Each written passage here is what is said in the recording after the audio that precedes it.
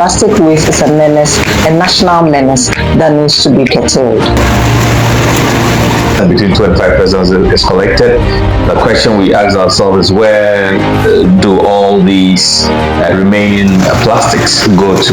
The plastic companies are making a lot of money because now everybody is buying plastics. So why can't we get them to pay for the removal? If we all decide that we want to make Kumasi clean, we can make Kumasi clean.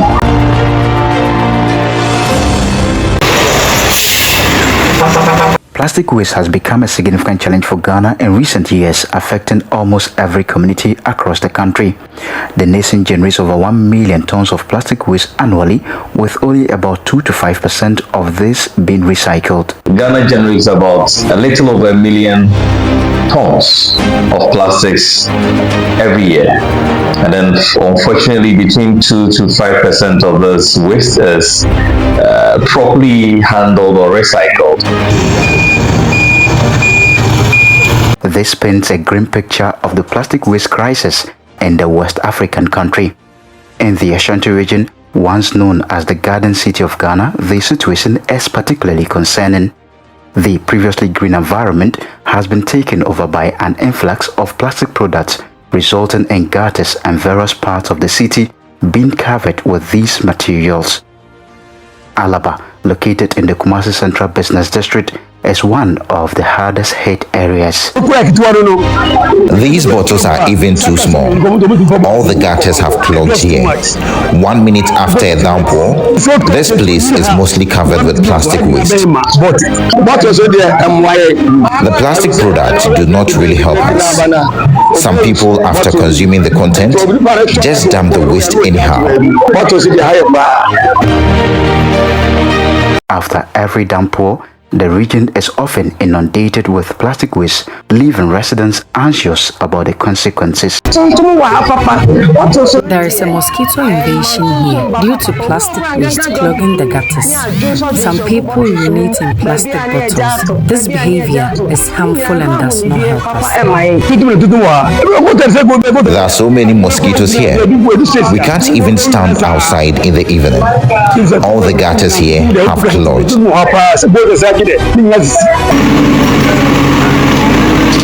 While several efforts have been made to address this challenge, they have proven inadequate. The collection of plastic waste poses significant difficulties for the few local processing companies. Within the waste management or waste collection system, there's a gap between generation and collection. What it means is that with this plastics that we are talking of, although about 1 million is generated in a year, as I mentioned, about 5%, between 2 and 5% is collected, leaving a whooping still almost in the millions unattended to. The question we ask ourselves is where do all these remaining plastics go to? Despite the installation of waste bins in Kumasi city center as part of the 2.5 million euros holistic reinforcement for sustainable development project to facilitate the efficient collection of both organic and inorganic waste, many people continue to ignore these directives. I just cleaned up my frontage, but people have dumped waste here again. The government should have done something different for us instead of providing the dustbins. Previously, individuals were deployed to guide people on how to properly separate and dump their waste. But now, no one is here, so people dump the waste anyhow.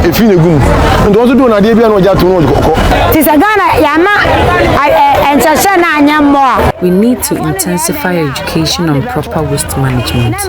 If not, people will continue to disregard it.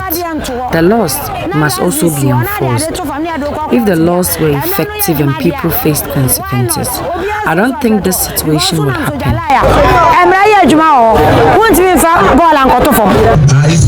7 compact trucks and 1,000-liter bins were donated to help manage waste in the city, along with 800 containers for house-to-house waste collection as part of the project. Cyril Amoji, an environmental health analyst at the Kumasi Metropolitan Assembly, pointed out that public awareness was a crucial aspect of the project. We also had 2 weeks interactions within the central business districts, where we pitched tents across the entire CBD, interacting with the people and talking to them about the project. So we've not only used the media, but we've also been on the grounds practically. Now, being on the grounds came in 2 folds. The first one, we dealt with the association leaders. So we have the United Petty Traders Association and their executives, where we actually brought them on board to help us do some of the sensitization. I personally was on the grounds, and I can tell you that we have taken our time to educate the people on what is required of them. There are only 2 beans, so I believe that it is very simple. Brown for food waste and blue for every other waste that does not decompose. Transportation of plastic waste within the city is a significant issue. Operators mostly rely on old rickety tricycles, commonly known as aboboya in the Ghanaian community, to transport the waste. Some operators say their earnings increase when they carry larger quantities of the waste items.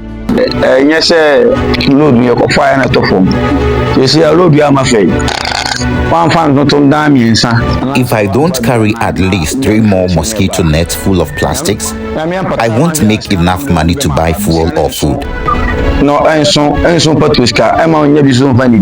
Additionally, police officers often disturb us on the way, making it difficult to transport heavier loads. If I don't carry as much weight too, I won't earn enough due to the scale.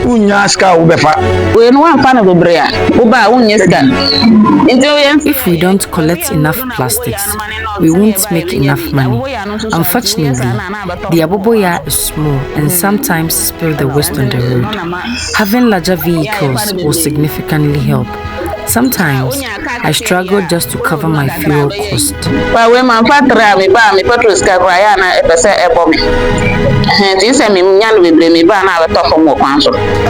Plastic waste continues to be a significant challenge for the Ashanti region and the nation as a whole.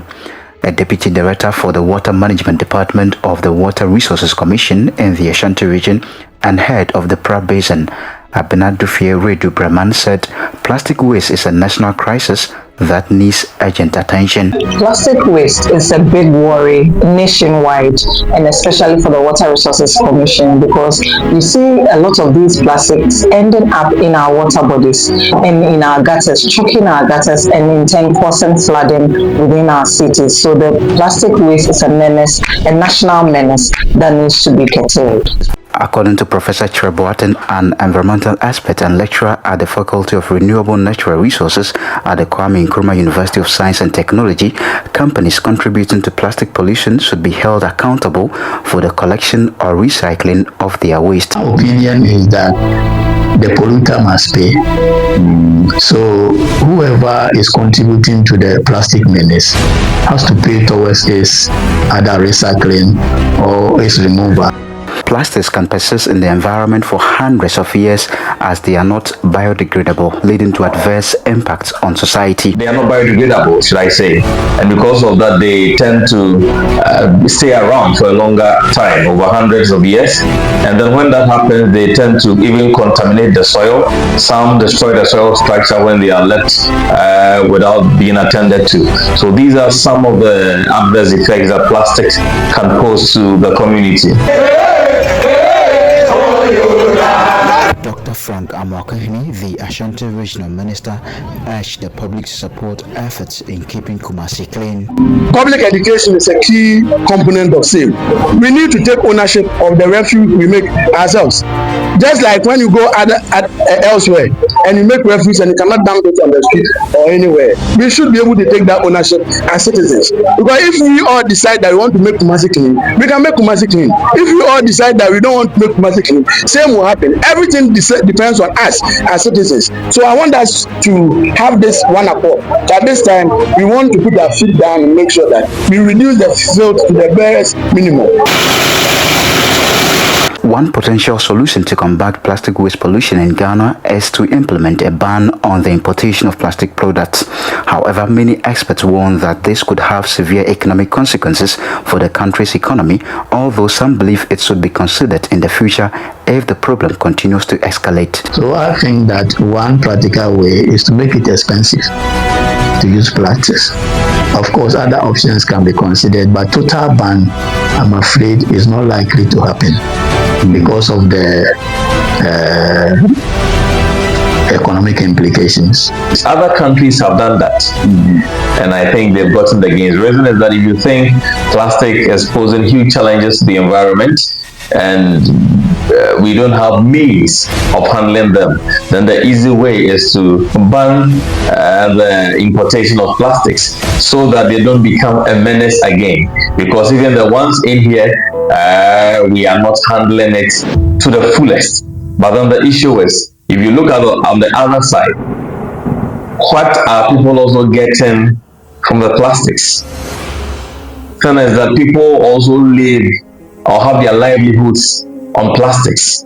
We can start from somewhere. We can start by reducing the amount of plastics that we use, because when you even go and buy food from wayside vendors, you get a lot of plastics that are used to cover these foods. So if these can be reduced, it can also go a long way to reduce the plastic waste that we see around. So let's start by reducing it, and then we'll promote recycling. If it we get to a point where we still cannot take it, then we can move on to banning the importation of plastics. Plastic waste pollution poses a significant challenge for Ashanti and Ghana as a whole. Without proper measures to improve the collection, transportation and recycling of plastic waste, the situation is likely to worsen over time. For Orange FM, I'm Fatal Bayaga.